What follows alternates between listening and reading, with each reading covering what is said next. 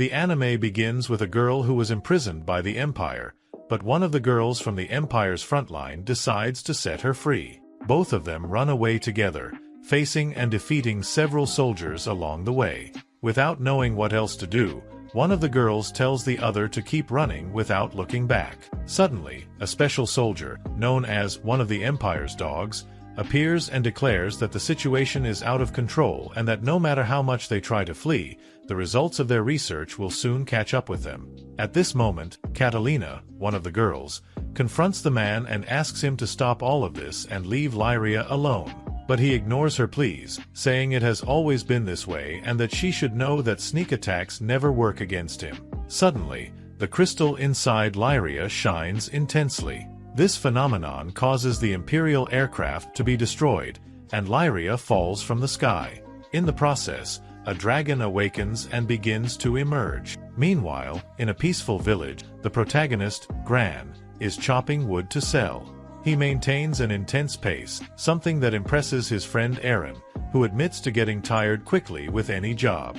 Gran smiles and comments that he considers it good training. Aaron acknowledges that Gran is an inspiration to everyone around him, but this scene is interrupted by the arrival of Vyrn, Gran's dragon companion. Aaron's father gives Gran a snack as a thank you for his help in the village. Gran takes the opportunity to ask about the health of a resident he helped earlier. The man is recovering quickly thanks to Gran's support and will soon be back to work. While they observe the sky, they notice an Imperial ship flying above the village and wonder why the Empire is so far from its usual areas. The situation escalates when there is an explosion and something falls from the sky. Curious, Gran runs to investigate despite the villagers' warning. Vyrn follows Gran to assist him. Arriving at the site, Gran notices that something strange has happened. There are no signs of smoke or the smell of burning, and Vyrn alerts him that something is wrong with the forest. They continue until they arrive at a nearby sanctuary, where they find a girl lying on the ground. Gran tries to wake her up, and upon awakening, Lyria seems confused and frightened. After regaining her composure, she explains that she spent a long time in a dark room and was helped by Catalina to escape. However, she is worried about the whereabouts of her savior. Gran promises to help her search for Catalina and suggests she go to the village until they are safe. Suddenly, Imperial guards appear,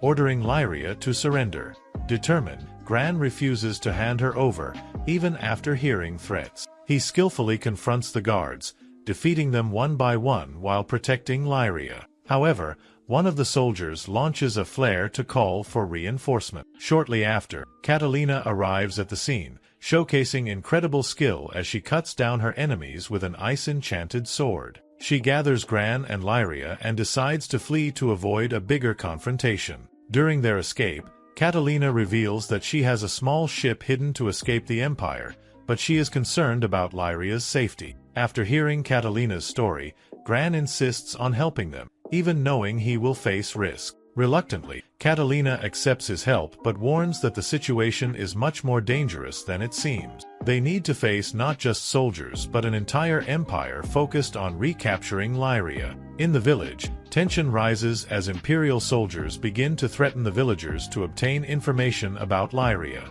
They go so far as to use one of the villagers' daughters as a hostage, making it clear that they are willing to do anything to recover the girl.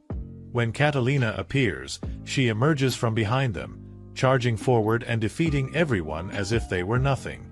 Gran then appears to deliver the final blow.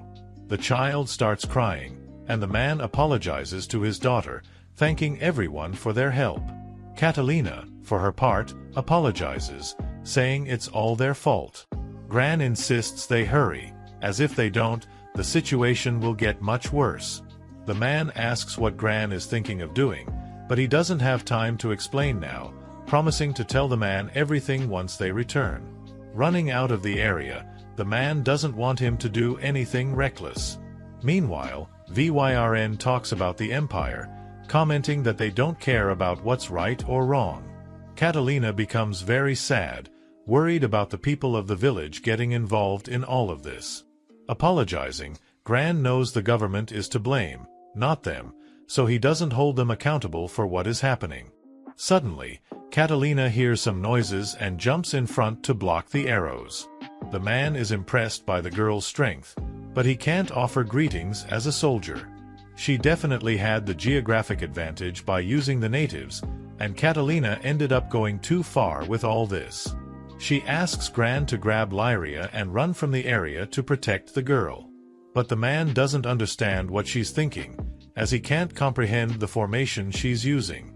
He states that this is a matter of honor for everyone, and he wants to teach them both a lesson so that they never do something like this again. Suddenly, they hear the sound of a beast and urge everyone to run, but it won't help. It's already too late for that. Suddenly, a hydra appears, and Gran starts dodging all the beast's fire attacks. It injures the boy with a strike, and everyone is shocked to see him lying on the ground. Catalina falls into shock, as he is just a child.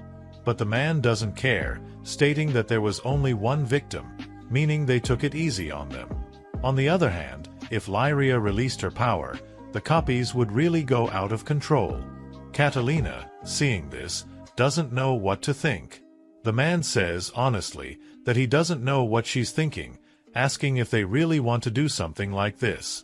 Lyria never imagined this would happen. Gran was trying to protect the two of them and ended up getting injured. Now, it's her turn to save the boy's life. She decides to grant her power to him so that he can come back to life. Entering his subconscious, Lyria kisses Gran to bring him back. When they return to the present time, she is again controlled, and the man doesn't understand what she's trying to do, but he says he will stop her. He tells them to finish everything and grab the girl lying on the floor. Suddenly, Gran wakes up, alive.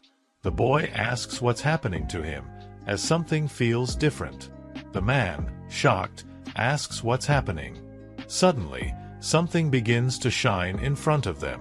The man tells them to finish the two of them off, but both activate the dragon Bahamut shortly after. The man is startled and asks what's happening. Not caring who is who, he just wants to get rid of that dragon as quickly as possible. He calls for the Hydra, but soon the man is horrified by Bahamut's power. Activating his firepower, the man tries to end it quickly, but the Hydra has no effect. He is terrified because Bahamut is doing very well, and he soon launches such a powerful strike that it splits half the forest in two. Everyone in the village is terrified by the power they see being unleashed in the forest. The man, stunned, says he doesn't understand how this can be happening, and then he recognizes that the monster in front of them is a primordial beast. Seeing the Hydra panting, he realizes it's time to retreat, and everyone starts running to avoid being eliminated by the beast. They need to warn the Empire as quickly as possible to deal with this threat. Catalina now realizes the tremendous power of Lyria. She tells Gran that this is truly something amazing. He then asks who that dragon is, and Catalina introduces him as Bahamut. He was the one who helped defeat the beast. Calling Bahamut back, everyone is amazed at what just happened, but suddenly, Gran passes out, and everyone becomes concerned for the boy. Now, we are taken a bit further back in time. Gran's father had reached the sky. In a letter to his son, he wrote that he would wait for him in Esta Lucia, the island of stars. Suddenly, Vyrn appears, seeing Gran reading his father's letter again, which talks about islands of wind, islands of fire, giant dragons, and stars, with mysterious powers. When he thinks about the adventures beyond the sky, he becomes very excited. He wants to learn to fly and go there, where his father is. But then, his friend appears and sees that Gran can't stop talking about the islands of stars. Aaron thinks it's all just a fairy tale, but the boy continues to believe it's real. Even though he believes it's true, Aaron doesn't buy into it because he's never heard anyone talk about the island of stars. He thinks it's just a myth. Gran responds, saying it's not a myth, and his father is waiting for him there. He will fly like his father and look at the stars.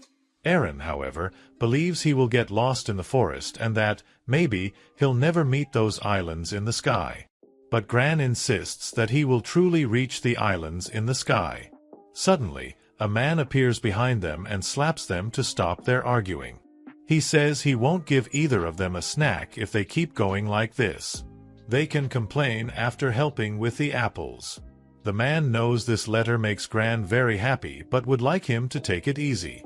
He's not ready for a journey to the sky yet, but the opportunity will arise. When it happens, Gran needs to be ready. The man believes Gran will make it. The next day, Gran wakes up and doesn't understand how he ended up in his bed. Lyria is happy that he finally woke up. Seeing that Gran's wounds have healed, he becomes very embarrassed and doesn't know where to put his face. Lyria asks if any part of his body still hurts, like his stomach or head, but since he says he feels no pain, she steps back and falls off the bed. When she realizes he's awake, her dragon is very happy, but he feels concerned about him. Later, Gran asks what happened to the Empire, but Lyria tells him not to worry, as the Imperial army has left the island. Catalina thinks they won't care about coming back so soon, and Gran agrees, thinking it's great because now they'll have time to rest. Gran then asks if the moderates are okay, and Catalina reassures him, saying no one in the village suffered damage and no one got hurt. Only Gran was injured. At that moment, when Gran passed out, he ended up dying. Gran, shocked, doesn't know what he's talking about. Of course, the wounds were severe, and he could have died, but he was healed by magic or something like that. Magic doesn't resurrect the dead. Wanting to know what happened, he discovers it was Lyria's power. She apologizes for what happened to the boy, but there's something important Gran needs to know. It's better for him to know before it's too late. They explain that, in recent years, the Empire has been researching the power of the primal crystal, planning to expand its domain. But, even with all the Empire's resources, they couldn't unleash most of this power. Lyria was confined for a long time, and Catalina wanted to show her how vast the sky is. Lyria's power comes from a primal crystal. She is able to control the primal beasts, the relics of the stars. That black dragon was asleep on this island, and Lyria's power awakened it. Normally, the primal beasts only obey the stars. Asking if it's a legendary star, Catalina thinks not, since they disappeared many years ago and left no descendants. Gran would like to know what she is, but at this moment, no one knows. She has no memory of anything before the Empire captured her. At this moment, she doesn't even know what she is or what she has ceased to be. But at that moment, seeing Gran hurt, she knew there was something she could do. She felt it. She mixed her life force with his. That's how Gran got another chance at life. But now, they cannot separate. Gran wants to know what this is. Now, they both share the same life. They complete each other and need each other to live. If they separate, the bond weakens. Without it, both may end up dying. Gran is terrified, realizing that the girl gave him half of her life. It was all she could do. Apologizing. Catalina knows they both need to leave this island before the Empire recaptures her. So, she asks Gran to accompany her. To avoid the pursuit, they will make a journey with no fixed destination. Then, she apologizes for involving Gran in this. As they leave the place, everyone is happy because Gran is fine with his friends. Catalina apologizes to everyone because she knows the reason the Empire attacked before. Again, she asks them to accept her apologies. They don't understand why she apologizes. Both are also being pursued, and Gran is fine. Still, they don't want that. Everyone is very united in this place, and it wasn't their fault. They will leave the island the next day. Suddenly, Catalina understands this, and when the journey begins, Gran will go with the two of them. Going back to the past, they apologize to Gran, but, in reality, he feels that the fault is his and apologizes to the girls. It wasn't their fault for his death. Still, Lyria used her power to save him. He wants to apologize for that, remembering that, when he was dying, extending his hand, the one who wanted to hold it, the one who wanted to live, was him. It was a shock to know that they cannot separate, but for him, it's okay. After all, he's always wanted to travel. There is a place he wants to go. His father is waiting for him. He doesn't know where it is, but he's decided he'll find him. So, he'll accept their journey. Vyrn imagined Gran would say this and goes with them. Both are excited and thank the boy. Gran thanks for saving his life and is also excited for the journey. The vastness of the skies awaits them, and while they're at it, they can search for a way to keep them alive. Catalina thinks there is a place that may have the answer to Gran's question, the Island of the Stars. If they go there, he will discover something about the stars and Lyria's past as well. Returning to the present time, Gran wants to know what that fairy tale has to do with it. Being able to fly like his father and traveling to the Island of the Stars. He wants to make that dream come true by going after his father. They will cross the Forbidden Veil and leave the skies of Phantagran. This is the Forbidden Veil. They say this place is full of monsters. Gran thinks it must be a very dangerous place. They said the island is beyond the Forbidden Veil. They owe this to Gran. They want to help him as much as possible. Vyrn says that everything will be fine. He'll be with them, and there's no need to worry. He thinks it looks like a lizard will be useful, but he isn't a lizard. Eren thinks all this is very dangerous and is well aware of the risk. If Gran goes with them, he knows he will follow the boy too. Still, Gran asks them to take him. Eren sees that he always acts without thinking, but one of the men wants him to stop doing these things. The great moment of waiting for an opportunity, long since he received that letter. Everyone agrees with Gran. All the time he spent training with the sword was for this day. Everyone in the village knows this. Gran apologizes for surprising everyone like this. Eren always knew Gran would do this, so he asks if he will ever come back home after seeing his father. The boy promises that it will happen. Accepting, Lyria is very hungry. Offering food to the boy, she's happy, and they all begin to eat a lot. The next day, Gran prepares for his journey. They finally found the ship they could use to travel. Before leaving, the man was sad, but he had seen Gran's father leaving the island. Gran thanks everyone for their care these past years. Catalina manages to leave the place with the ship, but this time, she doesn't know how to pilot it. If she doesn't do something, they will crash into the rocks. Nearing the rocks, she learns how to pilot the ship, and everyone is happy that they didn't die. Looking at the sky, Gran is sure that the village where they lived was very small. But it's not a goodbye. He promises everyone he will return. At this exact moment, he is searching for his father. Sometime later, Gran loses control of the ship due to the engine explosion, and a man sees the ship falling. When they wake up, the ship is down, but they are all fine. Suddenly, a man appears asking what is happening in the area. He noticed that the power unit fell, frying everything, and maybe it can never fly again.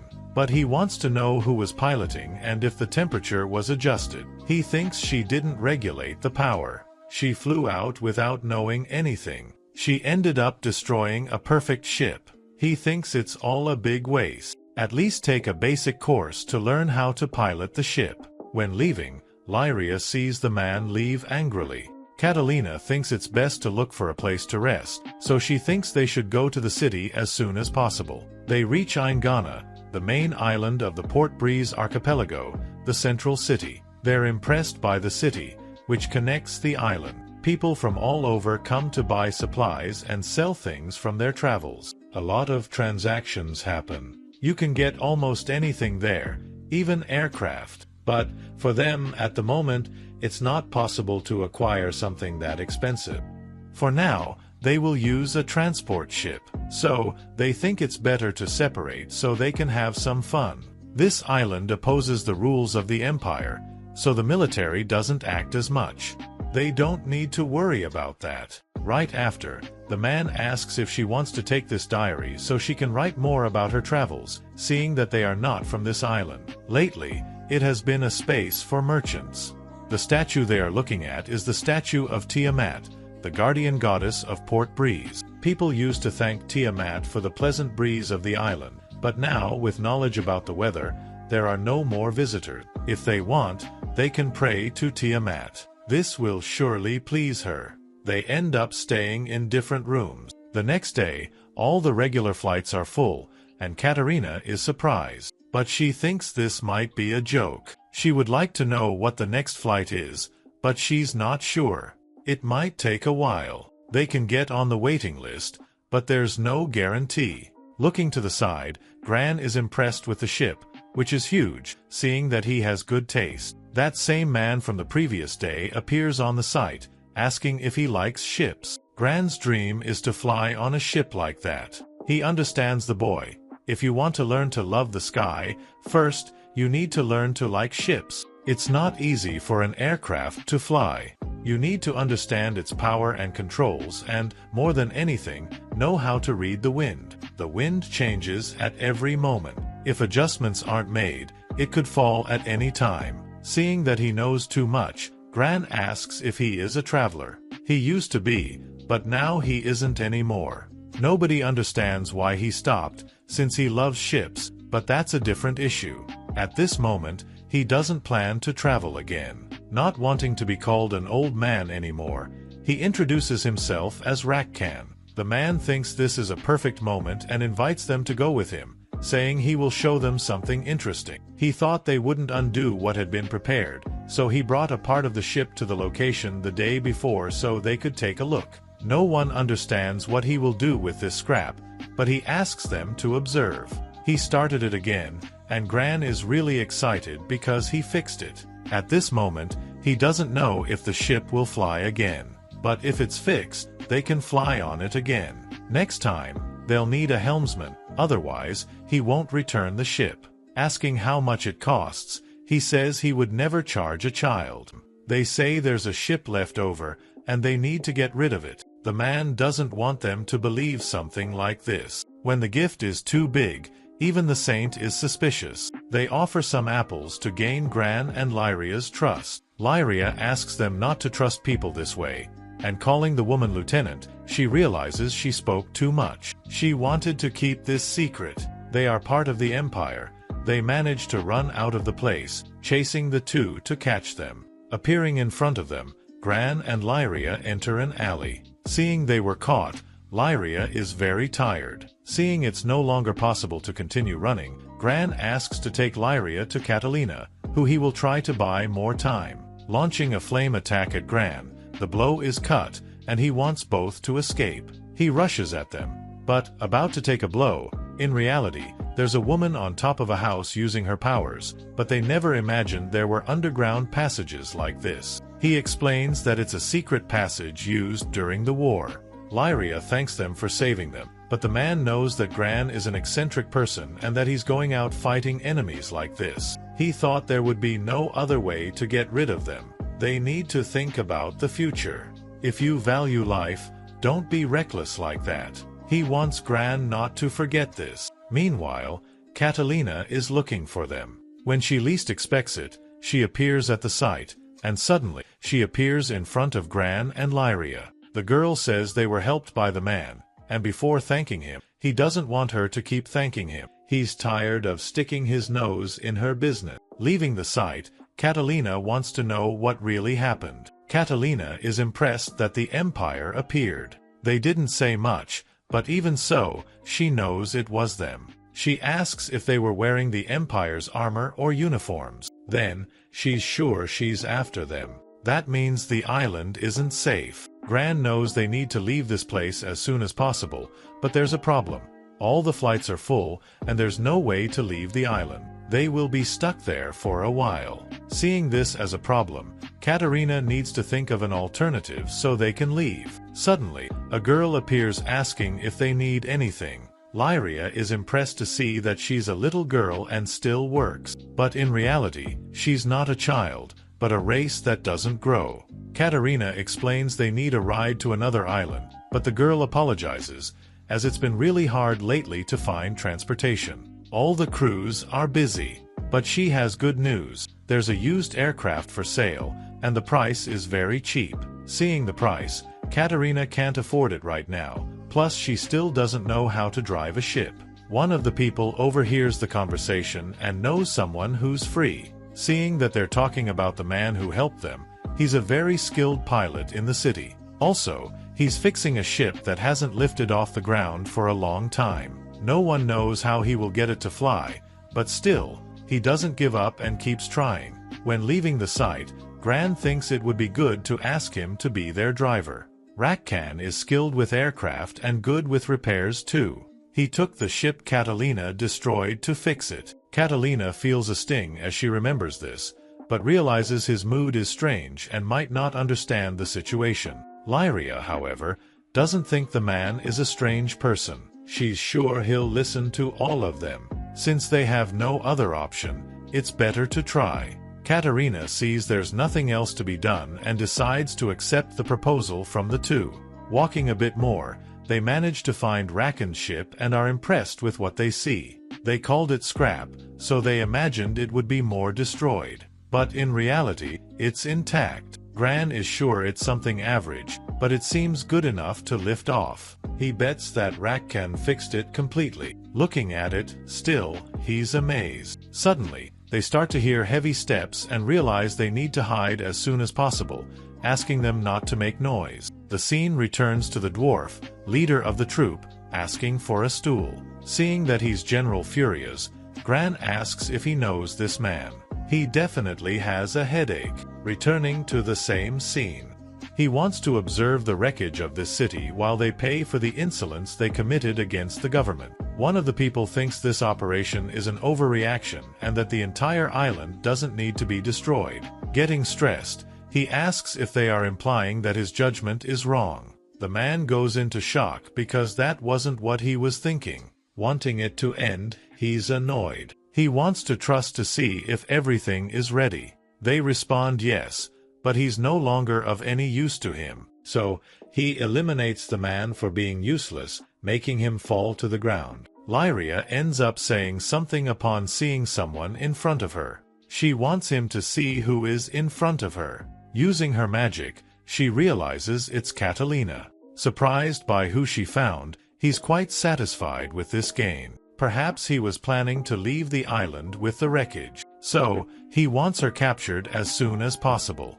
But he can't blame them, as all the travelers in the city are busy. Still, he finds it disappointing that this is all they managed to accomplish. We're shown a little more about the man's past, where he was caught in a strong storm and couldn't understand why it wasn't obeying his commands, as this kind of wind shouldn't have been a problem. He doesn't understand why he isn't flying. Waking up startled the next day, he finds his bed full of studies, but looking out the window, he notices there's a lot of fire outside and doesn't understand what's going on. The scene switches back to the general, who is curious about why Catalina is so nervous. Escaping with a ship is something he never imagined would happen, but he can't say anything since the travelers in the city are all occupied. He also believes that everything is over. There's no way to leave this place because they're cornered. Asking why there's no way out of the city, he explains that he's been given permission to destroy the island and made sure no one would escape. Everyone is surprised and doesn't understand what they are trying to do with this, but he doesn't want to explain it now, as he doesn't find it interesting. If necessary, he'll give a hint to the girl. It's too late to react, he says, laughing hard, and asks them to capture the fugitives as soon as possible. Pointing his swords, suddenly, he takes a blow and falls backward. Tripping, they chase after him. Suddenly, a bombardment starts against everyone. The man realizes he's really getting shot from all sides. Gran notices that the shots are even going toward him, but they're actually showing a passage for them to escape. Entering the place, he wonders where they're going. Gran remembers that he already mentioned an underground route used during the war and is sure it goes straight to the city. Walking together, Catalina joins the war, and Gran explains that it's okay. Catalina realizes that Rakkan was shooting to show the way for everyone. Gran explains that Rakkan had also shown the path earlier to ensure they were safe. Grateful again, he doesn't know where to hide his face out of shame but claims that he was just protecting his ship. He was in the right place at the right time. Anyway, this is the way to his house, and they can stay there until the commotion passes. Following the man, he apologizes for everything, but in reality, the group is impressed by his intelligence. Thanking him, they had already lost their patience and started shooting before realizing he was an imperial general. So, he would like to know what they're doing here. But in the end, he says he was doing something on his ship. Gran explains that they're looking for someone to pilot the ship, but the man refuses without listening much, saying he has his reason. He doesn't want to fly unless it's with her, named Grandcipher. He's been with her since he was a child. Back then, his dream was to preserve her and make her fly again. He gathered parts of her for years and worked on her non-stop. It took a long time and improved his piloting skills, finally finishing the repairs to fly again. However, out of the blue, she got very angry with him. They ended up facing a storm and crashing. Since then, she's been like this. Gran asks if he's not trying to fly with her again, and he says he fixed the broken parts from the crash, but didn't find anything else wrong. However, she doesn't care about him anymore. He doesn't know what his ship has against him at the moment, but using an expression from the old travelers, this ship no longer trusts him. He knows it's just superstition, but it's all he has so far. He can't fly another ship while she refuses to fly with him. Lyria asks when he will try flying again, but he doesn't know. It might take decades, but he'll stay with her. That's why he no longer flies, even with other ships. He understands that Gran isn't a bad guy, and if he likes ships, he can teach everything he knows to the kid. But as long as she doesn't take off, he doesn't intend to leave her side. Gran understands what he means and thanks him. Looking outside, Catalina realizes that the soldiers have retreated. Gran remembers they said they were going to destroy the island but doesn't understand exactly what they are trying to do.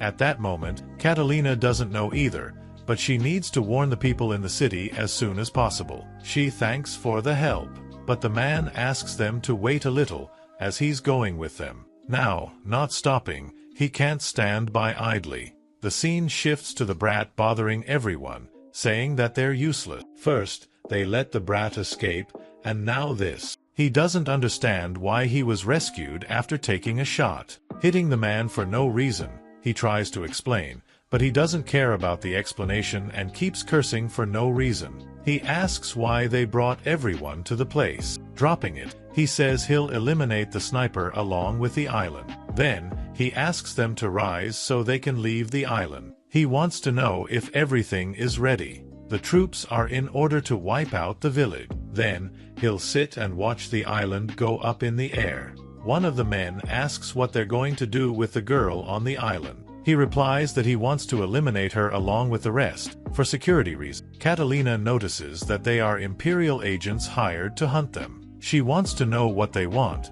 but in reality, they don't have to answer. Catalina understands that they're after Lyria, and both agree. But she'll never hand over Lyria to them. The man gets scared by the girl's terror, but decides to leave that fear for later, saying he's missing the lizard. Trying to negotiate, they don't succeed, so they'll use force to take everyone to the ship and leave the island. The man won't let them take the kids to the kingdom. Launching a fire strike, he doesn't do anything to the man, who steps up to confront him. Going after him, if they resist, they'll finish everyone off as quickly as possible. He doesn't want to go hard on Gran, throwing him away. It seems that one can't even go easy on them anymore, asking to see if everything is fine. Suddenly, a whirlwind appears in the area, managing to attack both of them. Catalina asks to know what the Imperial Army is trying to do with all of them and wants to know if it's related to this. The man sees that there's no fun in taking just Lyria. Looking up, General Furia's fun has already started. Thanks to that dwarf general, even the weather got worse. The man will give them a chance. It's better to leave this island as soon as possible. But until they figure out who hired them, he won't take a single step away from here. Understanding that they don't want to cooperate, if anything happens to them, they will know. But for now, they really need to leave. If they insist on staying, they'll be cheering for them, wishing them good luck, not knowing what they want. It seems it's not just taking Lyria with them, so he doesn't understand what he wanted to get them off the island. Gran wants to know if she has any idea, but all she knows is that the Imperial Army has many factions. All she knows is that those two weren't under General Furia's orders, but she doesn't know what the Empire wants. Catalina remembers that Lyria had said she had a bad feeling. She explains that there's something in the sky. Far more than before, she now knows it's there. They don't think it should be possible to control the weather. She's never heard of such technology before, but the man knows it's better to stay alert. He's worried about the city. The area is being completely destroyed, and many people are running from the place. Lots of people are being taken to the safest place. They can't imagine what would have happened if they had stayed in their homes. Catalina didn't expect to return to the area and realized it was awful. It's hard to believe something like this. Wanting to show the holidays, the man only saw the winds from Imperia being like this, but they could go years without it if they had gone to the place. Hearing a loud noise, they run to see what it is, and they notice there are many hurricanes in the area. Heading to the spot, everyone runs, and Gran knows he has to protect Lyria. If things keep going this way, the whole island will be destroyed, and they are thoughtful about what they can do about this problem. They have to find a way to get the people out of there. One of the people only has a ship. It arrived this morning and is still at the dock. Rakhan thinks it's better to take the women and children with him. But the man knows his driver is badly injured, unable to fly. Going out to ask if there's any pilot, no one answers anything, stunned by there being no one to help. The man explains that even if there is a pilot, he's not sure they can fly in this storm. Rakhan wants him to show the ship. The man was impressed that he finally decided to fly again. Not having anyone else to do it, he feels compelled. The people ask if he can take his wife and daughters out of there, asking Rakhan for help. He will help everyone. He's used to flying in such storms. They don't have to worry. So, he wants Gran and everyone who knows a bit about ships to go with him for the preparations. Leaving the place, he can only remember his ship waiting for him. Not understanding what he's thinking, he runs to grab the ship. Reaching the ship, they are suddenly attacked. The dwarf knew all along that they had a backup ship. He can't hear them, but this island does indeed have a wind goddess. Nobody believes in her in these times, but her true identity is the beast Tiamat. He poked the goddess a bit so that she could make the storm on the island. Meanwhile, a dragon in the sky is very angry with what's happening, but he knows it's their fault. This is what they deserve for forgetting the wind goddess. They've taken advantage of the wind every year without giving any offerings, and the goddess didn't like it. She's just made things go in the right direction. She will just watch the island be completely destroyed. Suddenly, Rakhan returns to the place, saying that the four-eyed dwarf didn't make things easy and destroyed the only remaining ship on the island. Lyria wants to know if there's any ship left on the island, and if there is, she can try to talk to the goddess and reverse this situation. Then, she needs to get closer to Tiamat. Even though it's dangerous, she wants to do what she can before it's too late. Gran says there's no time for this. They need to leave as soon as possible to find a ship. Rakhan doesn't understand anything, but if she has a strategy to stop this, he decides to believe in the girl. He doesn't know if his ship will work, but he decides to try, whatever happens. They ask if they'll be able to fly. He thinks that maybe she's angry at his arrogance for trying to fly alone, or maybe she didn't like the cheap parts he put in his repair, or maybe it was something else. Seeing that it's working, he now understands what was happening. He hadn't flown before because he had a purpose on this island. Flying again after such a long time, he gets excited and will take them all to the goddess so they can talk to her. Seeing that he managed to, he wants them to take them to the goddess. He asks what they think of this situation. It's wonderful to be able to fly again in his ship. Catalina wants to know if the ship is safe, but she told him it's safe, so there's nothing to worry about.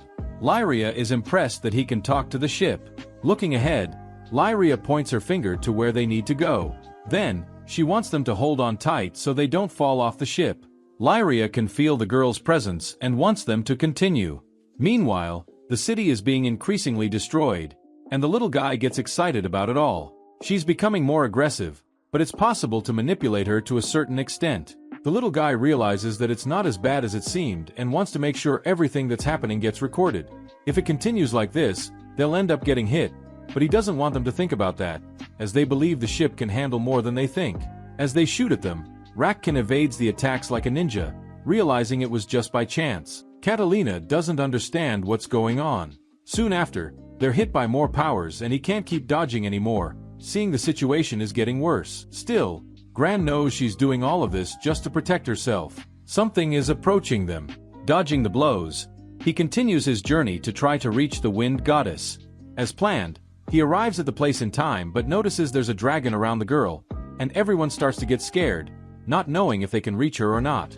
Meanwhile, she's getting more irritated with everything and everyone approaching her. Rakhan can only feel that it won't be easy to deal with her.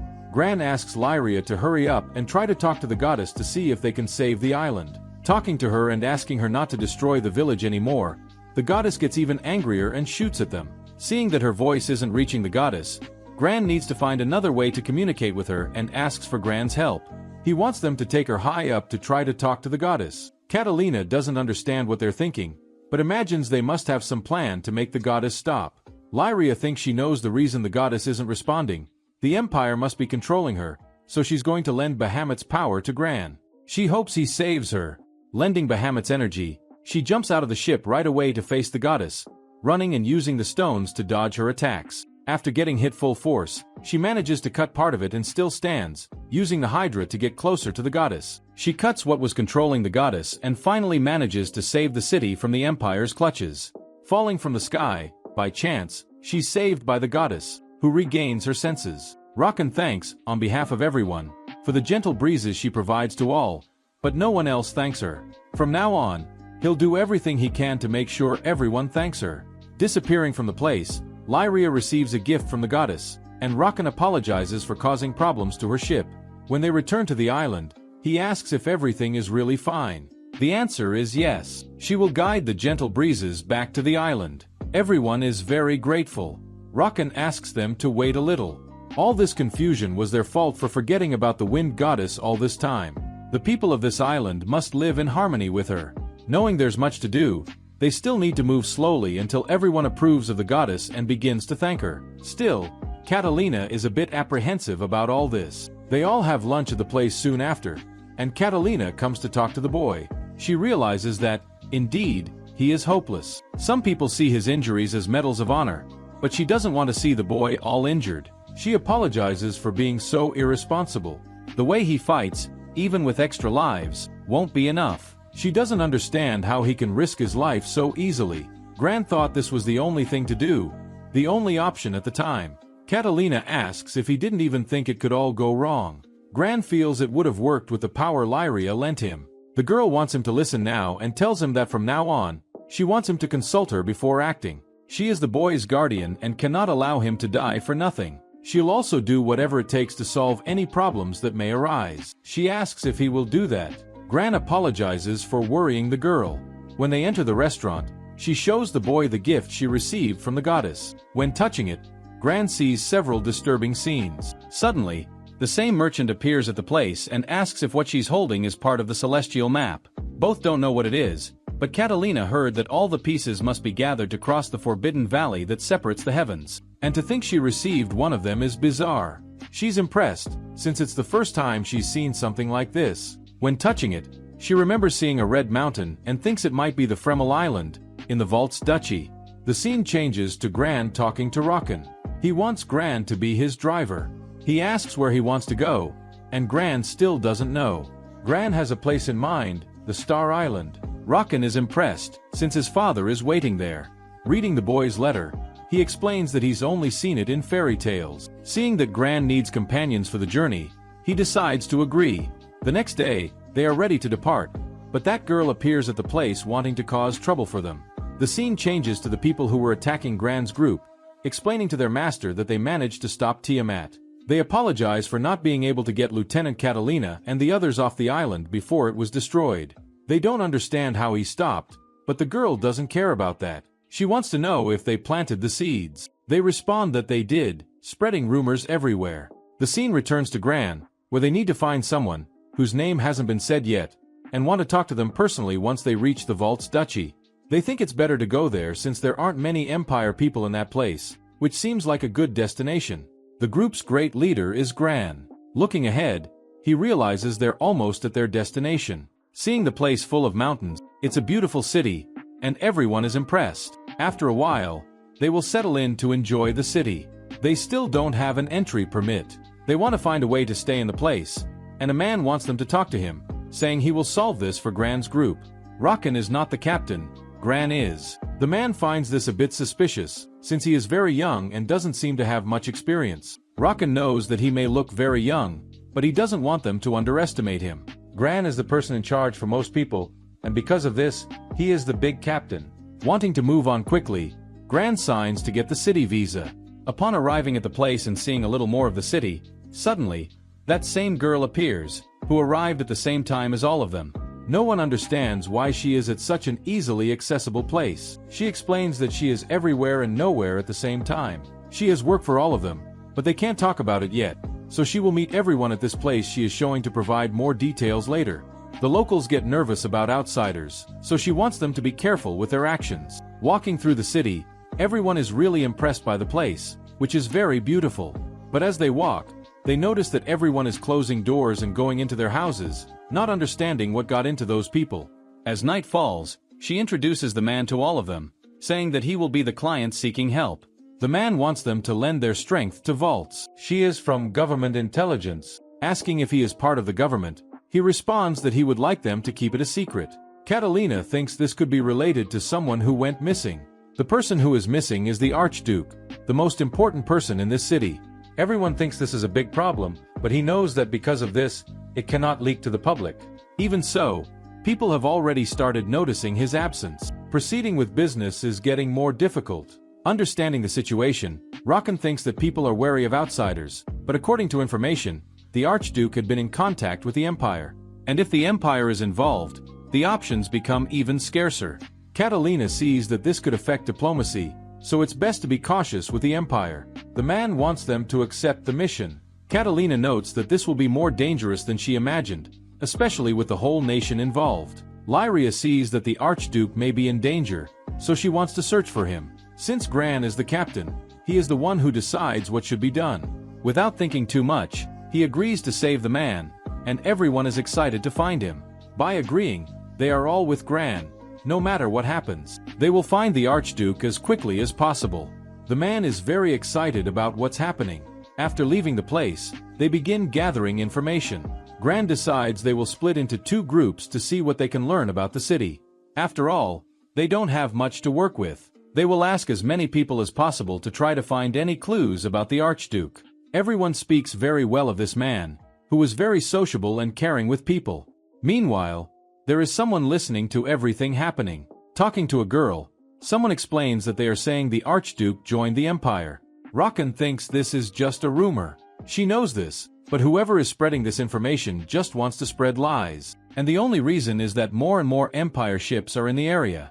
The Archduke made several requests, such as liquid steel and ore. It's hard to deny that it's strange to make stock in this place. The girl notices that he's finally starting to believe. Thanking her for the concern, they all meet again, and it seems people really like the Archduke, with many anxious about his disappearance. They know they must report everything they know to the man they met. Lyria remembers there are many rumors about the Archduke stockpiling various things. It seems he was buying raw materials and tools. Some are talking about a weapon capable of destroying the world.